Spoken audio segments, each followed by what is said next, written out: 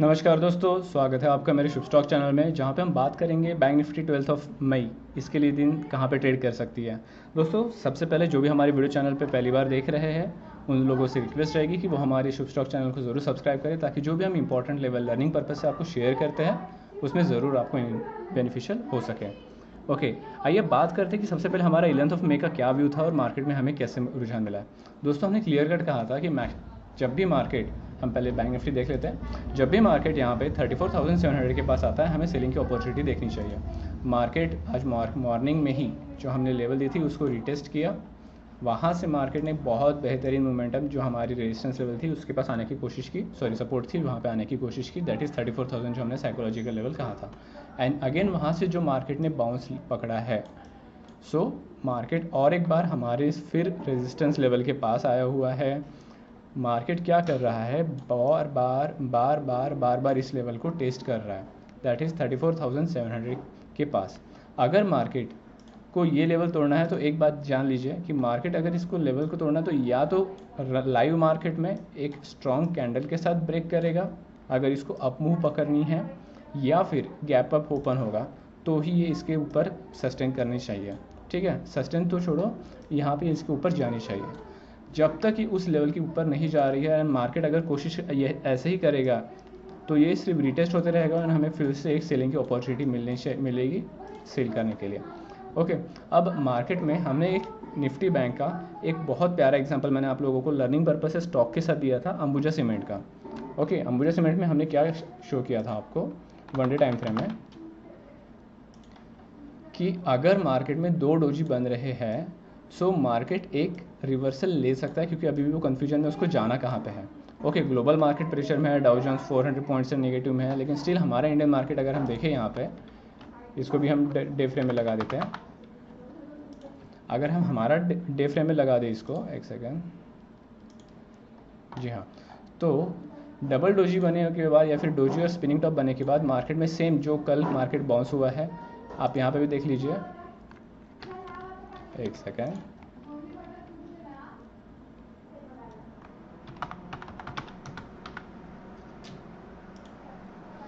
आप यहाँ पे देख लीजिए, मार्केट में वही सेम पैटर्न फॉर्म हुआ है कि मार्केट ग्रीनिश क्लोज हुआ, यहाँ पे भी ग्रीनिश क्लोज हुआ। ठीक है, नेक्स्ट कैंडल हमारी वीक यहाँ पे क्लोज हुई, नेक्स्ट कैंडल वीक यहाँ पे क्लोज हुई है।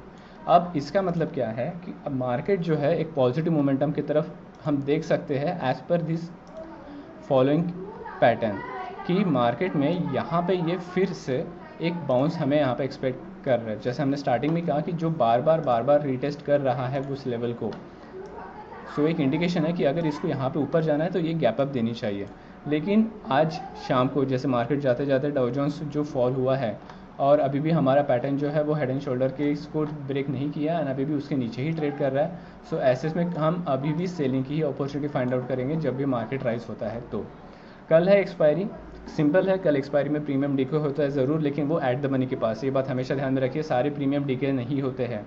तो ऐसे वक्त में हमें ट्रेड कैसे करना चाहिए दोस्तों, जब भी हम एक्सपायरी के दिन मार्केट में उतरे तो हमारा ये व्यू रहना चाहिए कि मार्केट में अगर मेरे पास 1 लाख का कैपिटल है तो मैं उसका सिर्फ 30% यूज़ करूँ और उसमें भी स्टॉप लॉस लेके, यानी कि सिर्फ 5 to 6%, टोटल मतलब 5 to 6,000 का अगर मेरा 1 लाख का कैपिटल है तो मुझे रिस्क लेना चाहिए विथ सेम रिवॉर्ड, कि अगर मुझे 5,000 का रिस्क ले रहा हूँ तो एटलीस्ट मुझे 1:2 का रिवॉर्ड उसमें मिले। ठीक है, अभी मार्केट जो है इसी लेवल के पास सस्टेन करता हुआ चल रहा है, तो अभी हमें इसमें ट्रेड कैसे फाइंड आउट करना है। तो यहाँ पे अभी भी हम सेलिंग की अपॉर्चुनिटी फाइंड आउट करेंगे अगर ये 34,800 या फिर 750 के पास ही फ्लैट ओपन करता है तो। अदरवाइज ये जो हमारा strong resistance, strong support zone है, 34,000, वो भी कल के लिए हमारा बरकरार रहेगा। इन केस अगर मार्केट कल यहाँ से ब्रेक करती है और ऊपर का रुझान पकड़ती है तो फिर क्या, तो फिर सिंपल है, हमारा नेक्स्ट जो रेजिस्टेंस रहेगा वो 35,000 साइकोलॉजिकल लेवल के पास रहेगा। मैं अपने टर्मिनल पर ड्रॉ कर लेता हूँ, आप भी मेरे साथ अपने टर्मिनल पर ड्रॉ करके चलिए। ये लेवल के पास मेरा कल का रेजिस्टेंस रहेगा, मतलब अगर ये लेवल ब्रेक करती है तो यहाँ पे एक मैं सेलिंग की अपॉर्चुनिटी देखनी चाहिए उस वक्त लाइव मार्केट में जो मुझे मोमेंटम मिलता है तो। ओके, नहीं तो फिर कल एक्सपायरी है, कल एक्सपायरी में वॉलेटिलिटी रहती है, अगर एक दिन हमारी पोजीशन नहीं रही तो भी कोई दिक्कत नहीं है।